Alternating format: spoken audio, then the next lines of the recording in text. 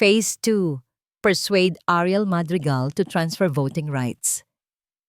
Iyon ang mga salitang sumalubong kay Ariel. Nakatayo sa gitna ng malawak na presidential suite, suot pa rin ang kanyang magarbong trahe de boda na ngayon ay parang pabigat sa kanyang mga balikat.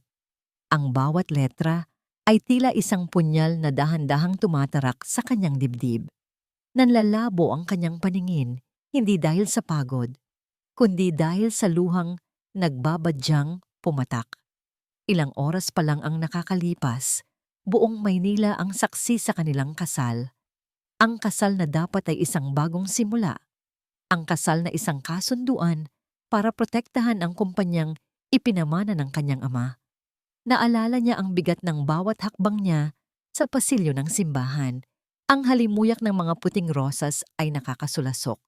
Ang bulungan ng mga bisita ay tila mga bubuyog na umuugong sa kanyang tainga.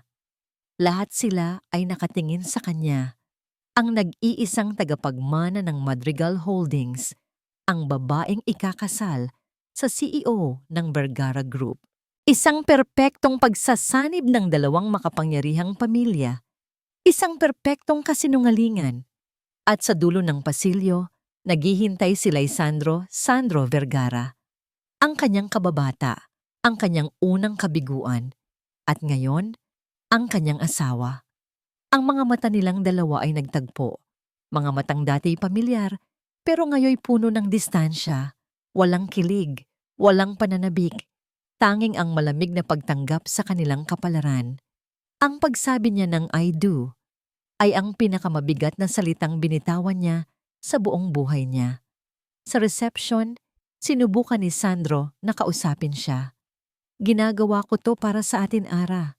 Ngumiti lang siya ng pilit. Ang atin ba na tinutukoy nito ay silang dalawa o ang kanilang mga kumpanya? Ngayon, alam na niya ang sagot.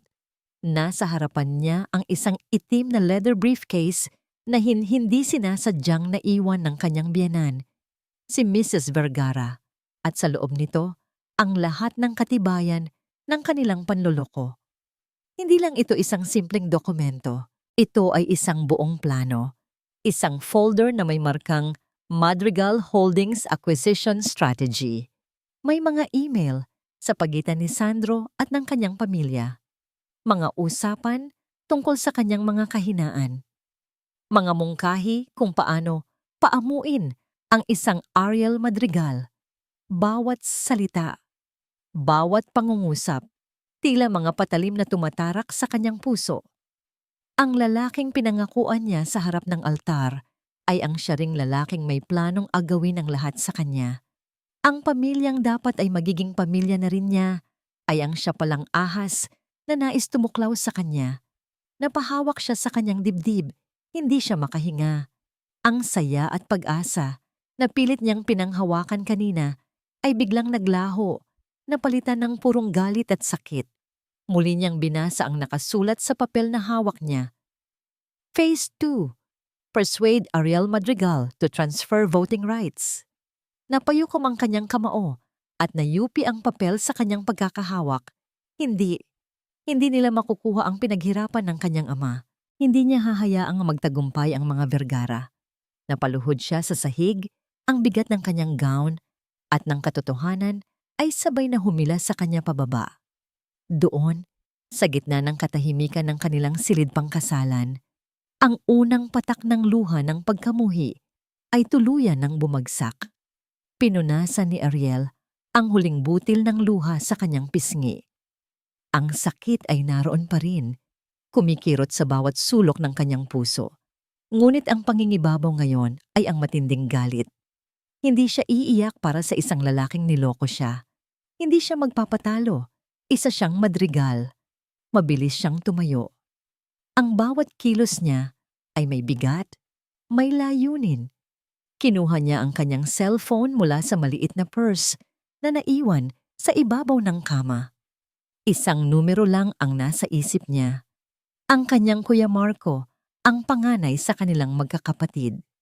Nagring ito ng 2 beses bago sinagot. Ara, napatawag ka? Okay lang ba ang lahat? Ang nag-aalalang boses ng kanyang kapatid ay tila isang balsamo sa kanyang sariwang sugat. Huminga siya ng malalim, pinipigilan ang panginginig ng kanyang boses. Kuya, kailangan nating umalis. Natahimik ang kabilang linya. Anong ibig mong sabihin? Kakatapos lang ng kasal mo. Kuya, niloko nila ako. Ang mga salita ay lumabas na parang lason. May plano ang mga Vergara na kunin ang lahat. Nasa harap ko ang ebidensya. Narinig niya ang pagbuntong hininga ng kanyang kapatid, isang tunog ng pagkabigo at galit. Nasaan ka? Pupuntahan kita. Huwag, mabilis niyang sagot. Delikado. Magkita na lang tayo. Tayong magkakapatid. Kailangan nating umalis ng bansa. Ngayon na. Ara, teka lang. Kuya, please, magtiwala ka sa akin. Pakiusap niya, ang determinasyon ay nangingibabaw na sa kanyang boses. Florence, sa Italy, doon tayo magsisimula ulit. Isang mahabang katahimikan at pagkatapos, ang sagot na kailangan niya. Okay, ako na ang bahala. Hintayin mo ang text ko. Pagkababa ng tawag, gumalaw si Ariel na parang ipo-ipo. Binuksan niya ang walk-in closet. Nilagpasan ang mga hanay ng mga mamahaling damit. Ang hinanap niya ay isang maletang pangbiyahe. Hindi niya kailangan ng marami. Pasaporte, pera. Ilang damit na simple at praktikal. Ang kanyang paningin ay dumapo sa napakagandang wedding gown na nakasabit pa sa isang sulok. Napakaganda, napakamahal, at puno ng kasinungalingan. Hinubad niya ang diamanteng hikaw sa kanyang tainga. Hinubad niya ang kwintas. At ang pinakahuli, ang sing-sing sa kanyang daliri. Ang bigat nito ay biglang nawala.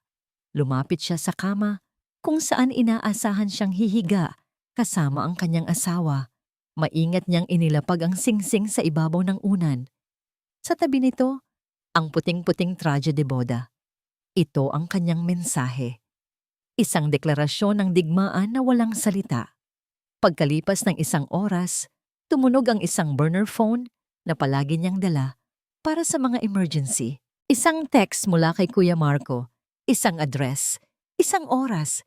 Dahan-dahan niyang binuksan ang pinto ng suite. Sumilip siya sa pasilyo. Walang tao. Tahimik.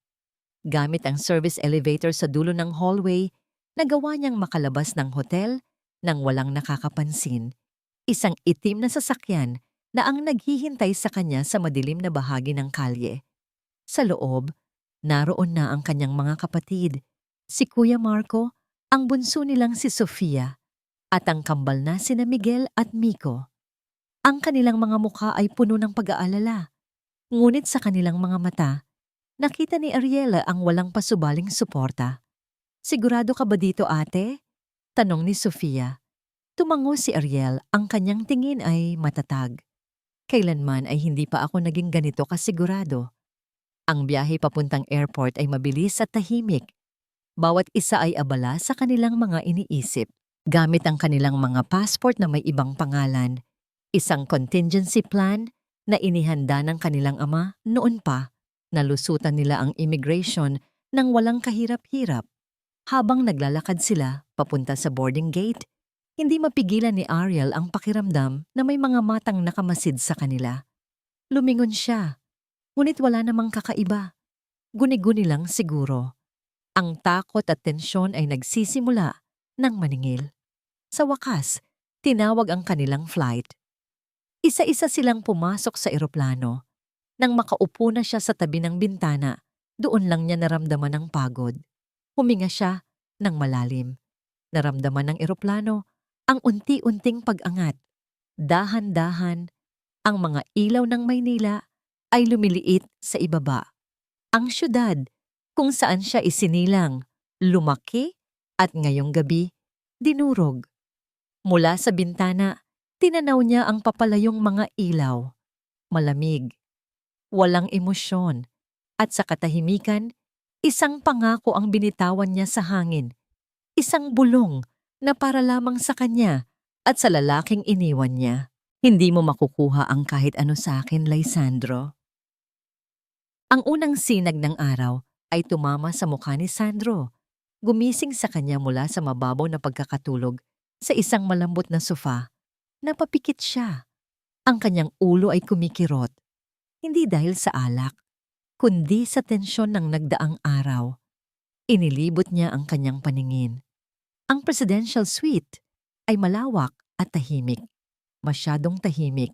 Tumayo siya at dahan-dahang naglakad papunta sa silid tulugan.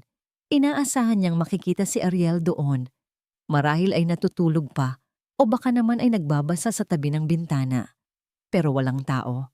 Ang kama ay maayos pa. Hindi man lang nagalaw. Malamig ang kabilang parte nito. Ara? Tawag niya sa hangin. Walang sumagot. Siguro ay nagalit lang ito. Siguro ay kailangan lang nito ng espasyo. Ganoon naman palagi si Ariel. Itinatago ang sarili kapag nasasaktan. Ngunit nang papalapit siya sa kama, isang bagay ang pumukaw sa kanyang atensyon. Nakalatag sa ibabaw nito ang trahe de boda ni Ariel. Malinis, perpekto, pero parang iniwan. At sa ibabaw ng unan, kumikinang sa sinag ng araw ang isang maliit na bagay. Ang kanyang wedding ring. Isang hakbang siyang napaatras. Nanlamig ang buo niyang katawan. Hindi ito simpleng tampuhan. Ito ay isang mensahe. Mabilis niyang kinuha ang kanyang cellphone. Dinial niya ang numero ni Ariel, diretso sa voicemail. Sunod, ang mga kapatid nito. Si Marco, si Sofia, ang kambal. Lahat sila, hindi makontak. Ang kaba sa kanyang dibdib ay nagsimulang maging isang mabigat na takot. Nagkamali siya. Isang malaking pagkakamali. Pabalik-balik siya sa kanyang paglalakad sa loob ng silid. Ang kanyang isip ay naglalaro ng iba't ibang senaryo. Bakit? Bakit siya umalis? Kinuha niya ang susi at mabilis na tinungo ang suite ng kanyang ina sa kabilang palapag. Hindi na siya kumatok. Pabalibag niyang binuksan ang pinto. Nadatnan niya ang kanyang ina na kalmadong umiinom ng kape habang nagbabasa ng dyaryo. Nasaan siya? Ang boses ni Sandro ay puno ng galit na pilit niyang pinipigilan. Tinaas ni Mrs. Vergara ang kanyang tingin. Ang kanyang mukha ay nagpapakita ng perpektong pagkukunwaring pagkalito. Sino anak? Si Ariel ba? Hindi ba't dapat ay magkasama kayo? Huwag niyo akong daanin sa ganyan, ma. Alam kong may kinalaman kayo dito. Ano ang ginawa ninyo? Sigaw niya. Tumayo ang kanyang ina. Ang ekspresyon ay nagbago. Mula sa pagkalito, patungo sa nasasaktang ina. Lysandro, paano mo nasasabi iyan? Ako pa ba ang may kasalanan kung ang asawa mo ay bigla na lang naglayas? Baka naman hindi niya kinaya ang pressure? Natigilan si Sandro. May isang bahagi sa kanyang isip na hindi naniniwala. Ngunit wala siyang pruweba. Ang kanyang ina ay masyadong magaling. Bumalik siya sa kanyang silid na parang talunang sundalo. Ang kanyang utak ay gulong-gulo. Ano ang hindi niya nakita? Ano ang hindi niya naintindihan? Napaupo siya sa gilid ng kama. Ang kanyang paningin ay napadpad sa isang maliit na picture frame sa bedside table. Isang litrato nilang dalawa ni Ariel nung mga bata pa sila. Nakangiti. Maligaya. Ang mga ngumangiti nila, totoo. Walang pilit. Iyon. Iyon ang babaeng pinakasalan niya. Hindi ang CEO ng Madrigal Holdings. Hindi ang tagapagmana. Si Ara. Ang kanyang Ara. Isang desisyon ang nabuo sa kanyang isip. Dinampot niya ang kanyang cellphone at tinawagan ang kanyang sekretarya. Cancel all my meetings for the next 2 weeks. Pero sir, paano po ang... Gawin mo na lang ang sinabi ko. Utos niya, ang boses ay hindi na nag-aalinlangan. And book me the next flight to Italy. Italy, sir? Saan po doon? Sandali siyang natahimik. Inaalala ang mga kwentuhan nila ni Ariel noon. May isang lugar na palagi nitong binabanggit. Florence, palagi niyang sinasabi na doon siya pupunta kung gusto niyang takasan ang lahat. Pagkababa ng tawag, nagsimula siyang mag-impake. Hindi siya titigil, hindi siya susuko. Makalipas ang ilang oras, nakaupo na siya sa loob ng eroplano. Sa bawat pag-angat nito palayo sa lupain ng Pilipinas, ang kanyang puso ay lalong bumibigat. Hindi niya alam kung ano ang naghihintay sa kanya. Hindi niya alam kung bakit umalis si Ariel, pero isa lang ang sigurado niya. Hahanapin kita, Ara. Kahit saang sulok ka pa ng mundo magtago. Lumipas ang ilang linggo. Ang Florence ay naging kanlungan ni Ariel. Ang amoy ng kape at bagong lutong tinapay sa umaga. Ang tunog ng mga kampana ng simbahan. Ang malalamig na simoy ng hangin. Lahat ay tumutulong sa kanya na dahan-dahang buuin muli ang kanyang sarili. Ang kanyang sketchbook ang naging kanyang mundo. Dito niya ibinubuhos ang lahat ng disenyo, lahat ng pangarap na pansamantala niyang kinalimutan. Isang umaga, habang nakaupo siya sa isang maliit na kafe, sa isang tahimik na piazza, abala sa pagguhit, isang anino ang biglang tumakip sa kanyang papel. Hindi niya kailangang mag-angat ng tingin para malaman kung sino ito. Ang pamilyar na pabango, ang tindig na hindi niya malilimutan. Anong ginagawa mo dito? Ang boses niya ay kasing lamig ng hangin sa umaga. Dahan-dahan siyang nag-angat ng tingin. At naroon nga siya, si Lysandro. Mukha siyang pagod. Ang kanyang mga mata ay may bakas ng mga gabing walang tulog. Ngunit naroon pa rin ang determinasyon. Hinanap kita, Ara. Isang mapaklang na ngiti ang gumuhit sa labi ni Ariel. Para saan? Para tapusin ang plano ninyo. Umiling si Sandro. Ang desperasyon ay bakas sa kanyang mga mata. Umupo siya sa silyang nasa harapan niya. Kahit hindi niya ito inalok. Ara, please, makinig ka sa akin. May hindi ka naiintindihan. Hindi siya sumagot. Sa halip, kinuha niya ang isang folder mula sa kanyang bag at inilapag ito sa mesa. Sa loob nito, ang annulment papers. Nakapirma na siya. Ang kailangan na lang ay ang pirma ni Sandro. Nanlaki ang mga mata ni Sandro nang makita ito. Ang kanyang mukha ay nabahira ng sakit. Hindi ko pipirmahan yan, mariin niyang sabi. Pirmahan mo, sabi niya. Itinutulak ang folder sa ibabaw ng mesa. Tapos na tayo. Hindi pa tayo tapos. Tumaas ang boses ni Sandro, dahilan para mapatingin ang ilang tao sa kanilang paligid. Hindi mo ako binigyan ng pagkakataong magpaliwanag. Magpaliwanag? Tumawa si Ariel, isang tawang walang saya. Nakita ko ang mga dokumento. Sandro, nakita ko ang mga email. Malinaw pa sa sikat ng araw ang plano ninyo. Anong parte doon ang hindi ko naintindihan? Akmang magsasalita si Sandro nang biglang mag-ring ang kanyang cellphone na nakapatong sa mesa. Napatingin si Ariel sa screen. Mariza calling.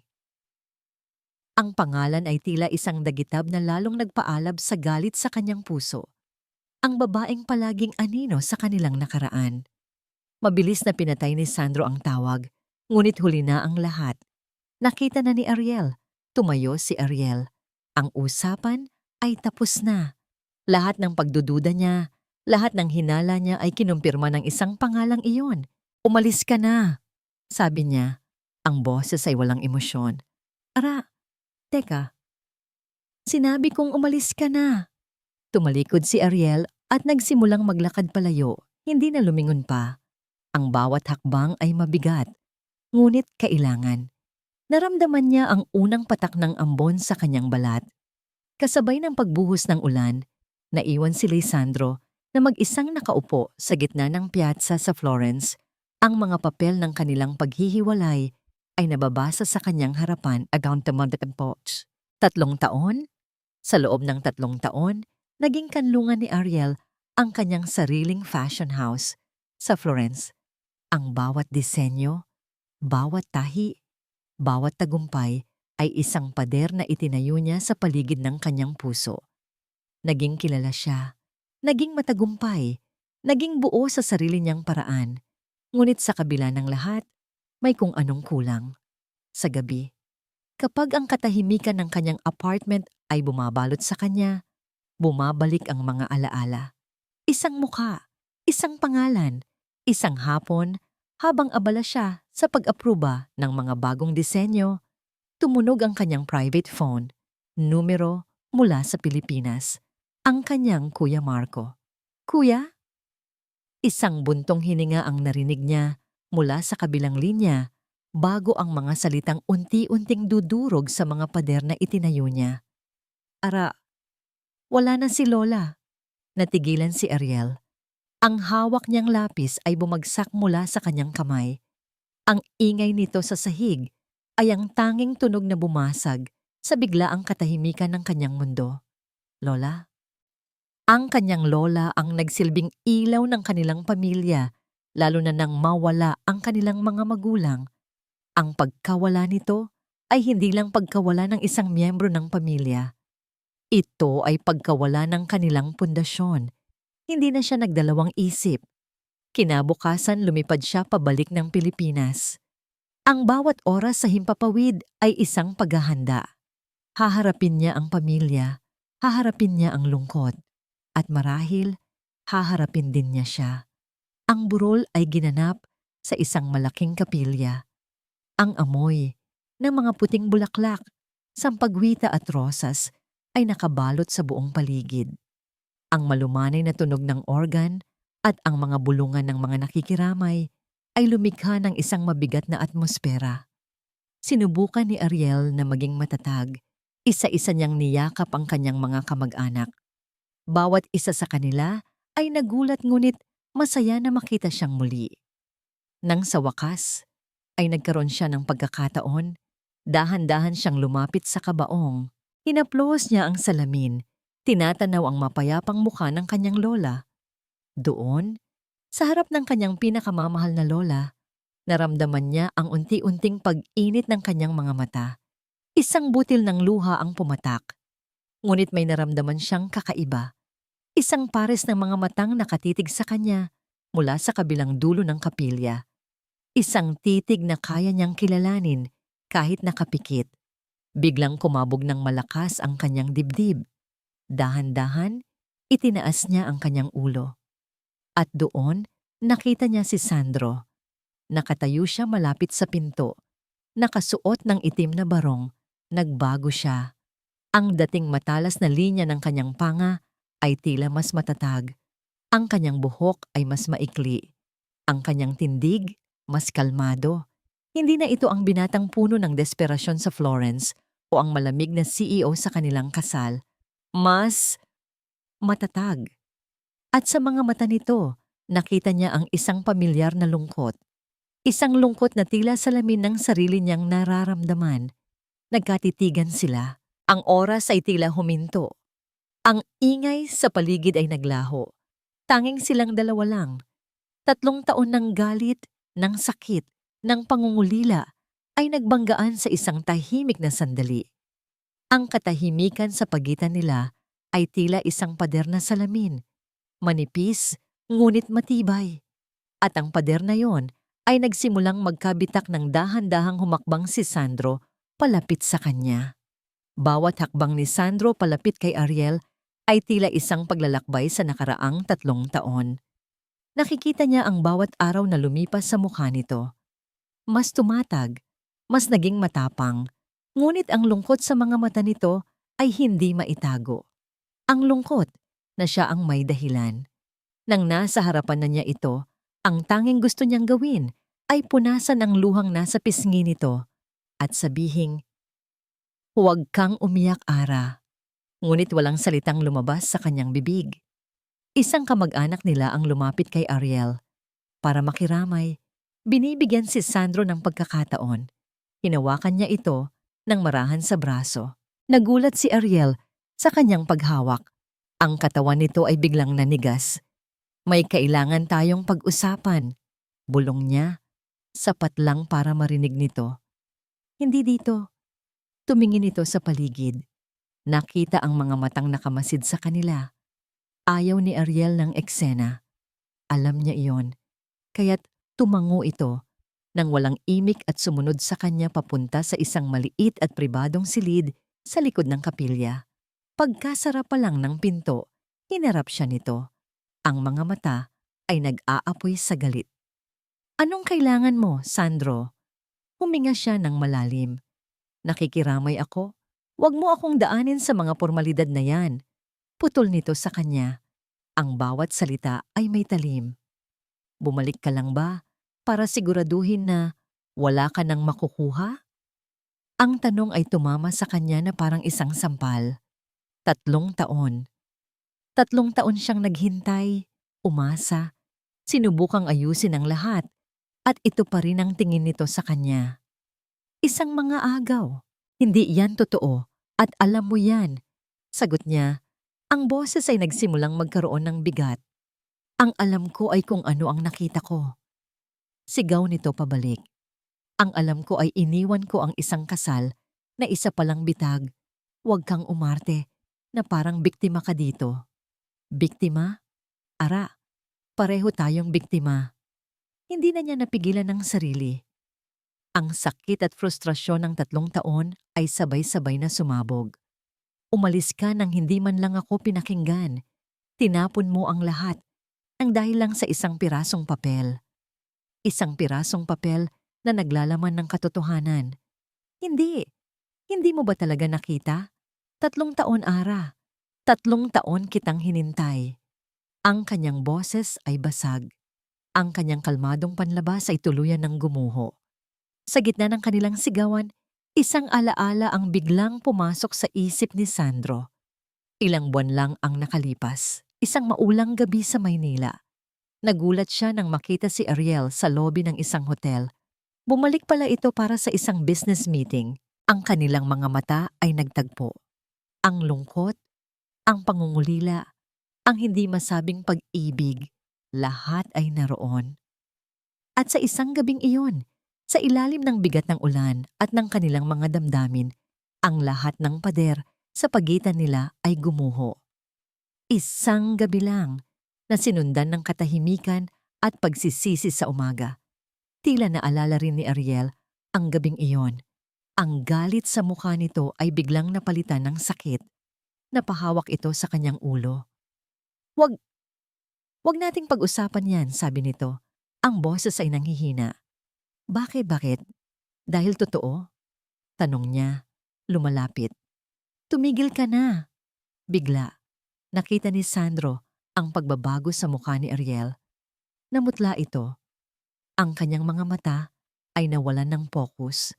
Ang kanyang katawan ay biglang nanghina at nagsimulang bumagsak. Ang galit sa puso ni Sandro ay biglang napalitan ng purong takot. Sa isang mabilis na kilos, sumugod siya pasulong at nasalo ito bago pa man ito bumagsak sa sahig. Ang bigat ng katawan ni Ariel ay nakasandal sa kanya, walang malay. Ara?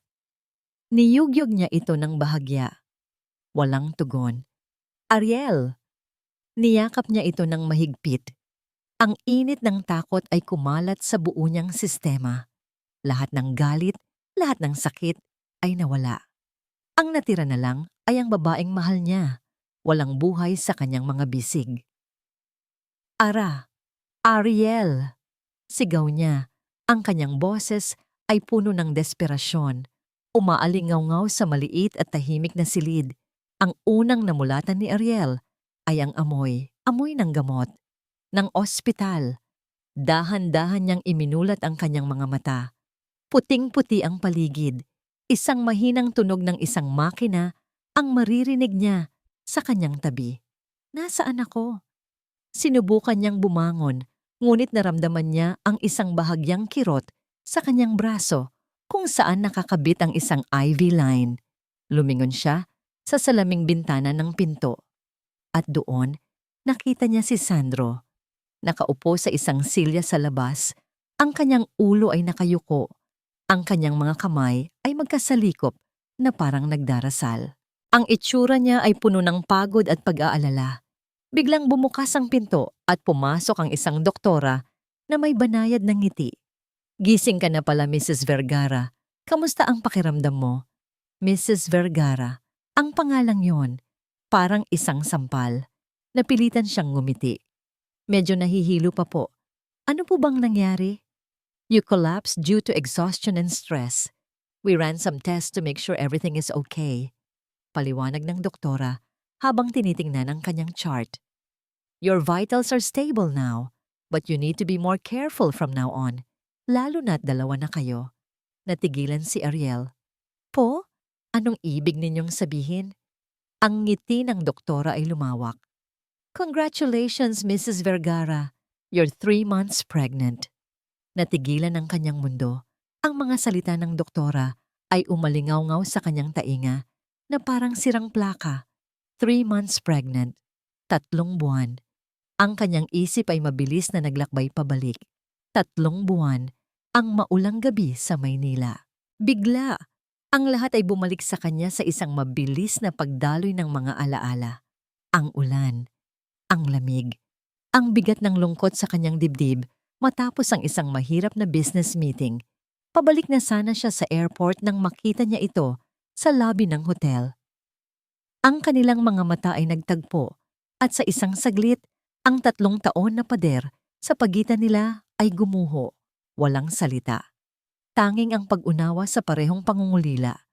Naalala niya ang init ng kanyang mga bisig, ang pamilyar na amoy nito, ang pagsuko sa isang damdamin na matagal na niyang pilit kinakalimutan. Isang gabi na puno ng mga sana at bakit. At ngayon, may bunga. Ang bunga ng isang gabi ng kanilang kahinaan ay nasa loob niya ngayon. Napahawak siya sa kanyang tiyan. Walang laman. Ngunit sa loob, may isang buhay na nabubuo. Isang buhay na mag-uugnay sa kanila habang buhay. Ang buhay na pinaghirapan niyang buuin sa Florence, ang kalayaang pinakaiingatan niya, ay tila muling mawawala sa kanyang mga kamay. Isang tanikala. Ito ang magiging tanikala niya sa lalaking tinakbuhan niya, sa pamilyang kinamumuhian niya. Ang mga luhang nagsimulang mamuo sa kanyang mga mata ay hindi luha ng saya. Ito ay luha ng takot, ng pagkalito. Bumukas ang pinto. Pumasok si Sandro, puno ng pag-aalala, ang kanyang mga mata. Hindi na ito ang lalaking galit na nakasagutan niya kanina. Ito ang lalaking natakot na baka mawawala siya. Lumapit ito sa kanya. Okay ka lang ba? Anong sabi ng doktor? Tumingin si Ariel sa kanya, sa ama ng kanyang dinadalang anak, sa lalaking mahal niya at kasabay nito, kinamumuhian. Paano niya sasabihin dito na ang bunga ng isang gabi ng kanilang kahinaan ay nasa loob niya ngayon? Nakita ni Sandro ang takot sa mga mata ni Ariel, isang takot na mas malalim pa sa galit na ipinakita nito kanina. Alam niyang may sinabi ang doktor, isang bagay na nagpabago sa lahat. Ngunit hindi ito ang oras para tanungin iyon. Ito na ang pagkakataon niya. Marahil ang huli. Alam niyang hindi nagagana ang mga salita, ang mga pakiusap, ang mga paliwanag. Pagod na si Ariel sa mga salita. Ang kailangan nito ay katotohanan, isang katotohanang hindi maitatanggi.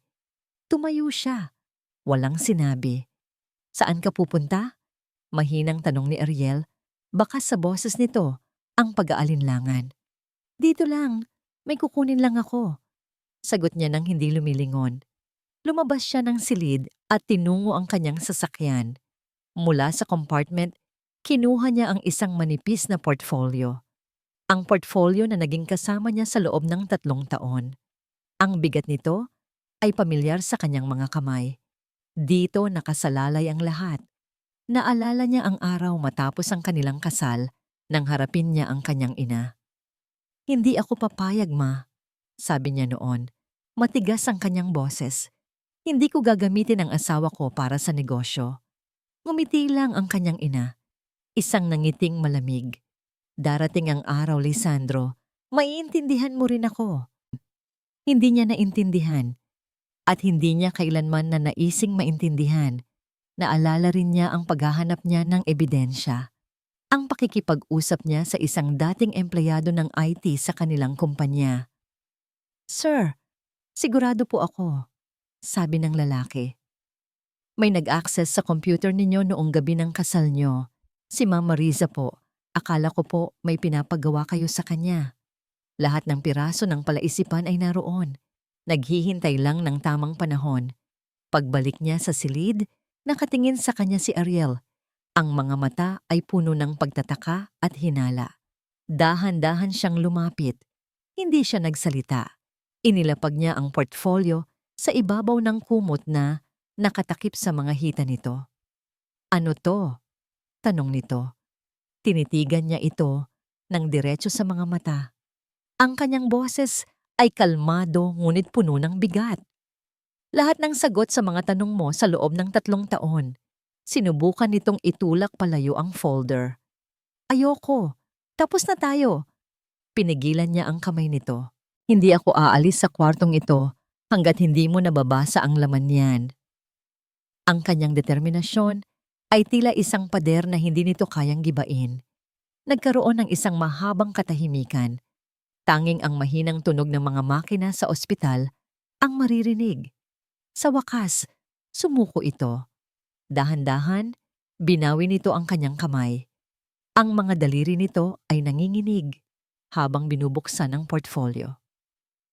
Hindi mga legal na dokumento ang unang bumungad dito. Hindi mga email, hindi mga testimonya, kundi isang sulat kamay. Isang liham na isinulat niya sa papel ng hotel sa Florence noong gabing iniwan siya nitong mag-isa sa gitna ng ulan. Isang liham na kailanman ay hindi niya nagawang ibigay. Ang nanginginig na kamay ni Ariel ay kinuha ang papel. Nakita niya ang pagbabago sa mukha nito nang mabasa ang petsa sa itaas ng sulat. Ang araw matapos niya itong iwan sa Florence. Ang mga salita sa liham ni Sandro ay tila mga patak ng maligamgam na tubig sa nagyayayayilong puso ni Ariel. "Ara, hindi ko alam kung bakit ka umalis, pero isa lang ang alam ko. Hindi ka sinungalingan ang naramdaman ko noong sinabi kong I do. Hindi ako susuko sa'yo. Sa atin. Mahal kita, Ara. Noon pa man." Napahawak si Ariel sa kanyang bibig, pinipigilan ng isang hikbi na nagbabantang kumawala. Nanginginig ang kanyang mga kamay habang binubuklat niya ang mga susunod na pahina sa portfolio. Ang unang dokumento, isang kopya ng email. Ang email na ipinadala ni Sandro sa kanyang ina, isang araw bago ang kanilang kasal. Ang subject, Madrigal Holdings Acquisition Strategy. Ang nilalaman, "Ma, I will not be a part of this. Ariel is going to be my wife, not a business asset. This plan is off the table. This is final." Ang kanyang mundo ay nagsimulang gumuho. Ang pundasyon ng kanyang galit sa loob ng 3 taon ay gawa pala sa kasinungalingan. Sunod, isang sinumpaang salaysay mula sa isang IT staff ng Vergara Group na nagpapatunay na si Mariza ang nag-access sa computer ni Sandro noong gabi ng kanilang kasal at nagpadala ng mga pekeng dokumento sa briefcase ng kanyang biyenan. At ang huli, ang pinakamasakit sa lahat, isang printout ng mga text messages sa pagitan ni Mariza at ni Mrs. Vergara. Ang usapan kung paano nila sisirain ang tiwala ni Ariel. Ang plano ng kanyang biyenan na itulak siya palayo para maprotektahan ang kanyang anak mula sa isang distraction. Bawat salita ay isang dagok. Ang lalaking kinamuhian niya ay ang lalaking buong tapang na ipinaglaban siya sa sarili nitong pamilya.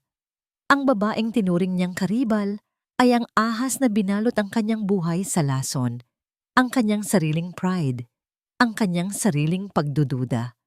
Iyon ang mga rehas na nagkulong sa kanya sa loob ng 3 taon. Tumulo ang mga luha sa kanyang mga mata. Bumabagsak sa mga papel na naglalaman ng katotohanan. Hindi na ito luha ng galit. Ito ay luha ng matinding pagsisisi. Nang sumunod na araw, kasama si Sandro, hinarap nila si Mariza. Sa ilalim ng bigat ng mga ebidensya, bumigay ito. Umamin sa lahat.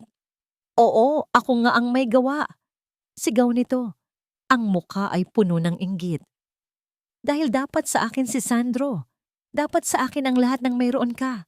Lahat ng sayo, gusto kong maging akin." Ang mga salita ni Mariza ay hindi na nakasakit kay Ariel. Tanging awa na lang ang nararamdaman niya para dito. Pagbalik nila sa silid ng ospital, ang katahimikan ay mabigat. Nakaupo si Sandro sa isang silya, tahimik na nagmamasid sa kanya. Binibigyan siya ng espasyo. Hindi na niya kaya. Ang bigat sa kanyang dibdib ay kailangan ng pakawalan. Tumingin siya kay Sandro, sa lalaking tiniis ang lahat ng kanyang pagtataboy. Sa lalaking naghintay. Sandro! Basag ang kanyang boses. Doon, sa harap niya, tuluyan ng gumuho ang matatag na si Ariel Madrigal. Humagulgol siya. Isang iyak na nagmumula sa kaibuturan ng kanyang kaluluwa. Ang iyak na 3 taon niyang kinimkim. Mabilis na lumapit si Sandro at niyakap siya. Isang yakap na hindi nanunumbat. Isang yakap na puno ng pag-unawa at pagpapatawad. Sa gitna ng kanyang mga hikbi, nasabi niya ang mga salitang dapat ay noon pa niya sinabi. Patawad. Sandro, patawarin mo ako. Hinigpitan ni Sandro ang yakap. Shh! Matagal na kitang pinatawad, Ara. Nang kumalma na siya, maraahan siyang huhumiwalay sa pagkakayakap nito at tinitigan siya sa mata. Ang mga mata nito ay puno ng pagmamahal na hindi nagbago. At sa harap niya, isang bagay na hindi niya inaasahan ang ginawa nito. Dahan-dahang lumuhod si Lisandro Vergara. Kinuha nito ang kanyang kamay. Ang mga mata nito ay seryoso, puno ng sinseridad. Hindi para sa Madrigal Holdings.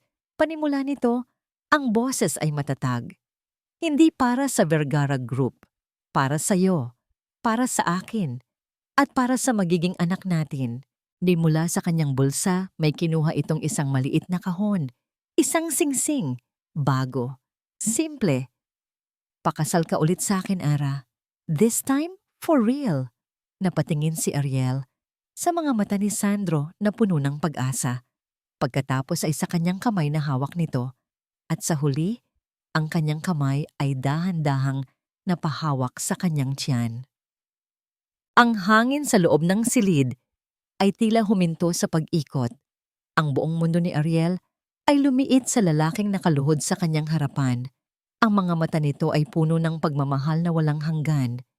Isang singsing, isang tanong, isang pangalawang pagkakataon. Dahan-dahan, inilapat ni Ariel ang kanyang kamay sa ibabaw ng kamay ni Sandro na may hawak sa kanya. Ang init nito ay pamilyar. Ito ang init na matagal na niyang hinahanap-hanap. Isang ngiti ang unti-unting gumuhit sa kanyang mga labi. Isang ngiting umabot hanggang sa kanyang mga mata, kasabay ng mga luhang muling pumatak. Ngunit sa pagkakataong ito, mga luha na ng saya. Tumango siya, isang mabagal, ngunit siguradong pagtango. Oo, ang salitang yon, kahit isang simpleng bulong lang, ay ang pinakamalakas na tunog na narinig ni Sandro. Ang pag-asa sa kanyang mga mata ay naging purong kaligayahan. Mabilis niyang isinuot ang singsing sa daliri ni Ariel bago tumayo at niyakap ito ng mahigpit. Ang kanilang mga labi ay muling nagtagpo. Hindi ito isang halik ng pagnanasa, kundi isang halik ng pangako.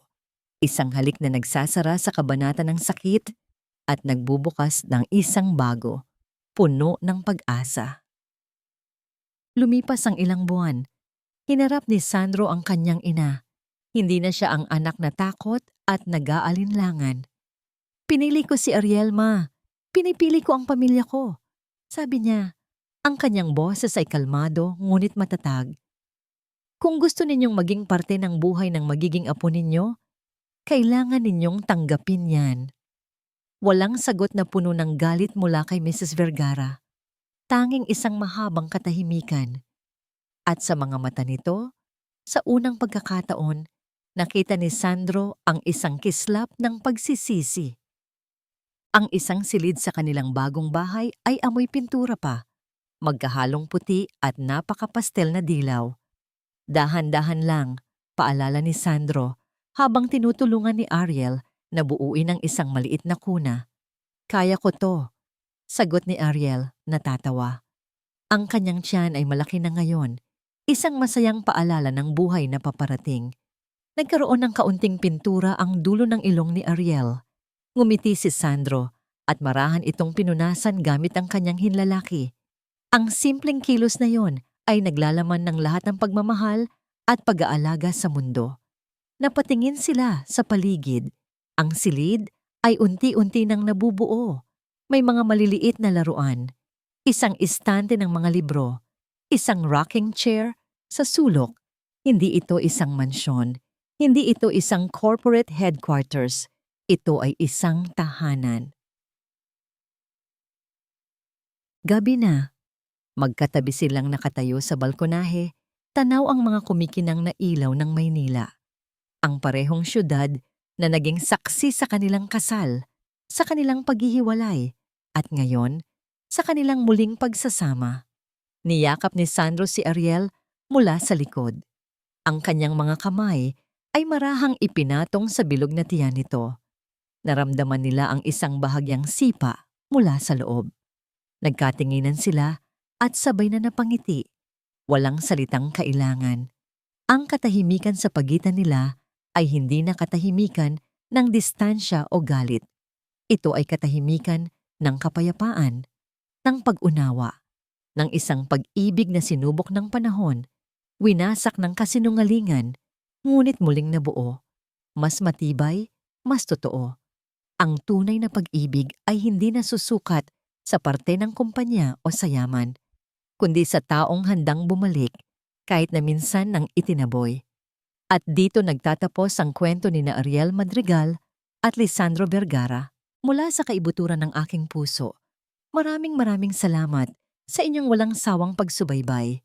Salamat sa pagsama sa bawat kabanata, sa bawat pagpatak ng inyong luha, sa bawat pagngiti, at sa bawat pagtibok ng inyong puso kasama sina Ariel at Sandro. Ang pagsulat ng kanilang kwento ay isang paglalakbay din para sa akin.